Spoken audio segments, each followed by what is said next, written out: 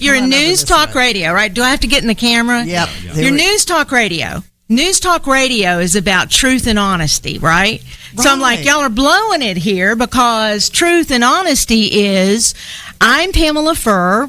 I am with the Tennessee Radio Hall of Fame president, and we are announcing today that Steve Bowers is being inducted as part of the class of 2024. Congratulations! You gotta be kidding me. And we have so many people here. We've got your wife is here to celebrate. And then Tom Britt, who is also a board member of the Tennessee Radio Hall of Fame, is here to say congratulations, Steve, for your, how many years have you been in this business? Has it 70? No, I'm teasing. I have no idea. It's been a while. I started in 1968. 1968. But I started seriously in 76 here in West. How about that? And so Trey is a friend of mine, and I said, Trey, I need to use you, man. Holy cow. So surprise. I'm getting ready to talk about arts and backstage at the arts. Yeah. Well, and I'm like, you're blowing it. No, it is not the arts. No, it is. To say that I'm stunned is an understatement. I love that. And honored. Well, we were talking earlier. You retired from this business. I did. December of 2022. I had some health challenges going. Or December, 2022, yes. Now I'm spinning out of control. You're stunned. Going in circles. I love it. So I was off for about a year. And of course, I've always loved this business. Yeah. And a more modified schedule, a couple hours a day, 4 days a week. Sure. I love that. I'm just so honored and just so... Well, you're such a strong member of this community. Absolutely, that I know. Absolutely. And you and I know, and others that are in the radio business, it gets in your blood, and it's really hard to shake it, right? And so the fact that you're still on the air, even though you retired, you're still on the air, you're still a part of this community as far as radio broadcasting is concerned. It was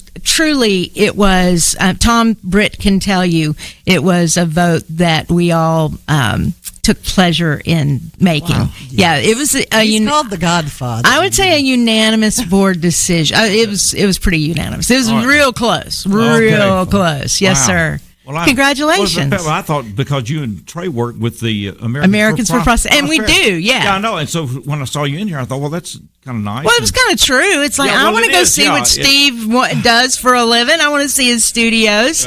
But the rest of it is all lies. Well, the thing is, all lies. And Trey doesn't have any connection to the arts backstage other than his wife is on the board for the Jackson Arts Council. Trey, I said, well, is Trey president of the Arts Council? And it's like, no. I was like, no. Carolina's on the... Well, my boss is. I think Carolina is. And Tom, this is just... Tom's a board member. Can he take member. a mic here? Do I need to scoot this over? No, okay, gotcha. But Tom's a board member. Yes, right. with the Tennessee Radio Hall of Fame. Well, Tom and I were there from the early meetings, Tom, when they were doing those there at the Reba McEntire headquarters, right? Mm-hmm. And Tom... You got that mic on? There we go. Yeah, there it is. And so who put that first group together? It was... I don't know. There was about 25 or 30 there, and I remember we all threw in money just to continue being able to try and do something. We all contributed $250 to get it started, kind of seed money. Gotcha. And that was before my time. Yeah. Dave Nichols and there were a ton of them. Yeah. Kathy Martindale. Yes. Yeah. Skip Woolwine. Yes, there was. Ralph Emery was there. Ralph Emery was there, and then Bill Valentine was at one of those early meetings. Yeah. Johnny Perkle, I'm sure, was there. Oh, yeah, Johnny. There's a picture somewhere I have that has some of that first Gary group. Beatty and there were just a and the guy from Murfreesboro that ended up working for the chamber. Yes. Ralph. I can't think of his last name. Ralph. Yes. Yeah. But see what that's people. Bad. Ralph, my apologies. Yeah. And people may not know. Yeah. So the organization's been around for about 11, 12 years, right? Yeah. And so you've got people, legendary broadcasters in this group, like Ralph Emery, like John Ward, the voice of the Vols, right? Yeah. Did I get that right? Yeah. So, and then you've got others. You've got people who are responsible for the Grand Ole Opry. You have Wink Martindale. Wink Martindale. People around here know Jack Eaton. Yeah. Right. Jack Eaton was last year or 2 years ago? Yes. Jack Eaton is in. You've got Dave Brown. You've got George Klein. Yeah. What? Cousin Toonie. Yeah, her anniversary, I think, was 8 years. I think. Wow. So this is a pretty distinct group of people, and now we get to add the name Steve Bowers to that list. We have to call him Mr. Bowers now? Yeah. People, I told Pam the other day, I said, I don't know when it happens, but I'm either Mr. Bowers or Mr. Steve. The people I work with, is like. I like Mr. Steve. With whom I work is like, okay.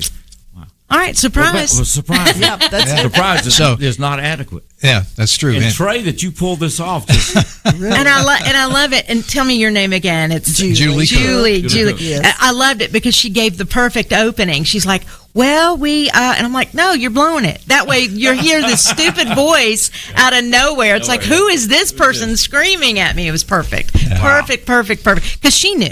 Yeah. She knew earlier is today. That right? Yeah. She kept the secret all day. Yesterday. Pamela, you knew. Okay. Yeah. Mrs. Bowers is here. Right. Yeah. Sure is. So she kept the secret too. Yeah. Yeah. She kept all your friends deceived you. So congratulations. So any community member listening right now, when you see Mr. Steve or Mr. Bowers, you can say hello, Hall of Famer. He will be inducted into the Tennessee Radio Hall of Fame. July 27th, Murfreesboro. Yes. Okay. Yes. Get that date for Tickets available soon. Yes. So we're gonna get a party bus. Yeah. Oh, that's fantastic! What a great idea. To Murfreesboro. That is a great idea. Yeah. There you go. Congratulations. Tom, I'll put you in charge of that. It'll be fun. You're welcome. Thank you so much. You're welcome. So excited and congratulations. Do you ever think that you'd still be doing this since what'd you say, 1968? It was such a special opportunity. I shared the story. I cut a public service announcement, senior in high school, and about a blood drive. Austin High School had a huge blood drive, and I went down to this station. I had never been. It was a country music station. Knew nothing about country music. This is '60s. And, they played Buck Owens and all this other stuff that I didn't know anything about.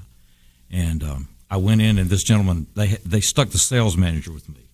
It's 5:00 in the afternoon. Everybody's leaving. They stick him with me. Mm-hmm. So we get back in this production room. Back when they had those huge Ampex reel-to-reels. Oh, yes. I remember. Down RCA mics, that stuff. And he said, well, son, he said, where's your copy? And I didn't know what he was talking about. I said, what? He said, where's your script? What are you going to say? And I said, well, I just thought I would do this. I didn't know I had to have a script. Of course, they had in those days, and Tom remembers this, the copy paper was for Pica or Elite typewriters. Right. And they had so much space for a 30-second spot or 60 Right. Yeah, that's true. Like 7.5 lines for a 30. Because they wanted the word 75 words. Yes, They didn't want it to be rushed or whatever. It was a much more precise business in those days in some ways than it is now. And he said, well, how are you going to time this? I said, well, I thought I'd just watch my watch. And Mr. Smith. And read the copy at the same time. Yeah, and Mr. Smith shook his head. He said, okay, son, he said, these two buttons. He said, if you mash these two buttons at the same time and the red light comes on, then you're recording. And he said, you just let me know when you're finished. So he left, and I punched play and record. And I said, hi, I'm Steve Bowers from Austin High School, or whatever I said. I don't know what I said, about the blood drive and everything. And I got through, and I put on stop. So I went out, and he said, are you finished? And I said, well, I think so. And he said, well, let me hear it. And so we went back in there, and he recued the tape, and he played it. And he said, well, young man, he said, that was good. And he said, no. He said, that was very good. And, nice. And so what happened, he took that tape and played it for everybody at that station. Apparently just bugged all of them to death, what they said. And so a few weeks later, I was working in the afternoons for my father, who had a service station there in Decatur. And Mr. Blizzard, who was the general manager, called him and said, Mr. Bowers said, Mr. Smith here thinks that your son has some kind of gift for our business. And he said, if you'd be willing to let him come up here in the afternoons and watch our disc jockeys and everything else and familiarize himself, he said, we'll send him to Atlanta to take his test at third class light, right? With broadcast endorsement. Yeah, 1, 2, and 9 or whatever it was. So that was before my time. Yeah, so they did that, and I did it that summer. I did vacation fill-in and weekends that summer. Never intended to get in this business again. And then And here you are. Here I am. A Hall of Famer. Yeah. And so here it is all these decades later. So you had to take a test back then? Yeah, you couldn't read the meters. You had to read transmitter readings every 30 minutes back then. Oh, wow. And logged them. And And you were in bad trouble if they walked in and you hadn't kept that log up. Yeah, you could be fined by the FCC. Yeah. And if you worked at a directional station, you had to have a first-class license, which, was kind of like an engineering thing, which I went and studied and got because I worked for a directional station where I couldn't have stayed at night and written down the readings every 30 minutes. So different back then. And went to Atlanta and took the test. Now, I was a product of deregulation, thank you, Ronald Reagan, and all I had to do was sign the license, the little yellow license, and then send it in, and they'd send it back stamped, and then you were ready to go. And in those days, the logs, when you were playing a commercial, of course, they had the spot. You had to log in the exact time. And that it ended. You're doing that. And the ending. And the ending. And then the next one. And then you're trying to cue your records and whatever. And all it was pull your carts. You got to pull your carts. Yes. And, so we'd have to do all that news. See, and the other thing, the carts were a relatively new thing. Some of those guys still worked off of reel-to-reels on each side with live copy in the middle. Oh, wow. If Dick Coffey Ford was at 5550, they would punch that reel-to-reel and watch it and read live copy and then cue it, stop it, cue it in. While reading. Go to the next While reading it. And smoking a cigarette. Yeah. Always smoking, The ashtray was always this high, And they took request calls somewhere during all that. You know what I mean? Yeah. Different business then. Different. And then one day they said no more smoking in the control room, and people were falling out like flies. The real pros came in with 2 packs of cigarettes and a fifth of Jack Daniels. That they poured in their coffee. Right. Yeah. At about 3 hours into the shift, they were ready to go. What a magic! What a magic business. Those were the days. Thank you so very much. You're welcome. Congratulations. And Trey, congratulations. What a perfect cover. Holy cow. All I'll say is we now know that Julie and Pam can keep a secret. Wow. So tell them in confidence it will never get. It will never get away. And Arts Backstage is. It is this Friday. It's at the Carnegie. We got all the information. Yeah. Well, we just had Morgan, the Arts Council person, in last Thursday. Yeah, I heard that. And he's like, "Oh, well, we talked to them last week, but okay." But even when you walked in, Pam, I had no idea. I'm glad. I thought this was. It made sense. Well, that's why I was hoping sense. you would stay here. Yeah. And if he sees her, he's going to know what's going on. I knew that she and Trey were. It's Americans for Prosperity. Correct. Americans for Prosperity, Tennessee. Yes, sir. I've got some calls. Shall we take these and try? I'm not sure what we'll get here. Calling your life here at 101.5. Good afternoon. Hello, Steve Bowers, Ed Jackson. I just want to congratulate you. I'm just driving in from Nashville and just heard the news. Pamela Burke. Hello. Congratulations. Well deserved. Ed, thank you so very much. Wonderful. I certainly appreciate it. Couldn't think of a better call, and I thank you a lot. Yes, sir. The State Senator Ed Jackson with us. Call your life here at 101.5. Good afternoon. That one went away. That's probably the appropriate response right there. Call your life here at 101.5. Good afternoon. Good afternoon, Victoria Jones. What are we congratulating you for? I'm in. I've just been informed that I'm going to be inducted into the Tennessee Radio Hall of Fame. So absolutely, as you should be. Well, that's a very kind thing for you to say, because Victoria Jones out of Washington, D.C., the D.C. Radio Company, worked in Nashville, Tennessee, WLAC, right? Yes, I did. Ah, yes. Yeah.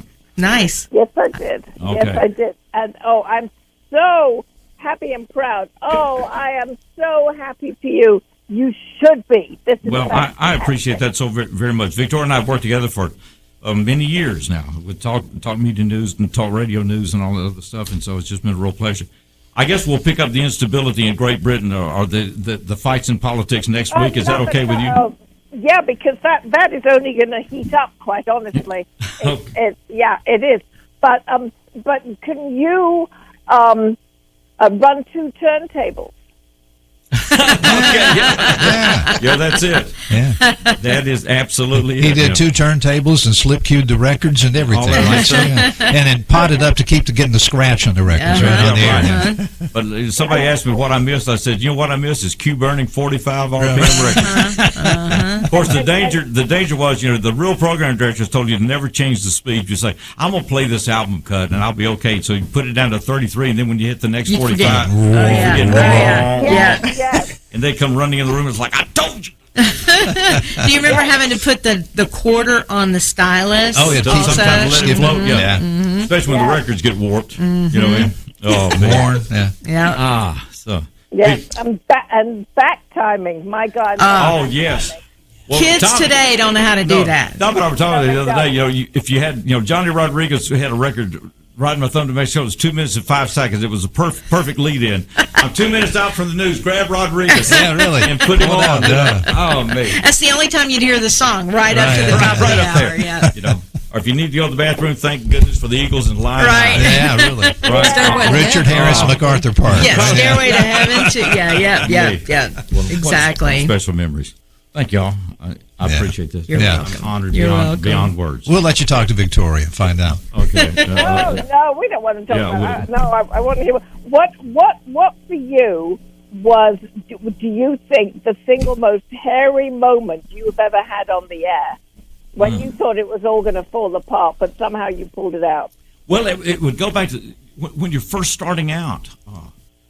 That's the scariest point, I think, because you're doing something brand new, and it's not second nature to you, and so you're thinking it through. Everything. I had a record on the wrong speed. I was going to pot that down and fire the other, and I hit the turntable, the arm, and knock it off the record. I didn't have my carts in. It was just like, Yeah. and it's just like helpless, hopeless, and just, and at that moment you're hoping that no one in management is listening. Right. Right. Right. Yeah. And so, scared to death in those days. And they were. They They always, in those days they always were. Yeah. They had it on, or it was in the car, or whatever. It like I said, it was just a different day and time. And wow, just fortunate that people believed in me, and gave me that chance. And so it Mr. Smith, God love him. I do not know his first name, but he changed my life by taking that tape, and because I didn't intend to be in this business. I got in the preaching business. When I got out, I realized all I knew how to do was talk, and I had a third-class radio license. And so I just changed messages and kept talking. And but he changed my life, and everybody needs a Mr. Smith in their life. Yes, they do. They do. And he was it for me. That he took that time because he could have congratulated me and said thank you very much and gone on about his business, but somehow or another He heard something. He heard something, or just whatever, and just said, "This kid may have some kind of knack for this." I'm telling you. Yeah. So anyway, I'm tearing up. Oh my goodness. Well, I owe him so much.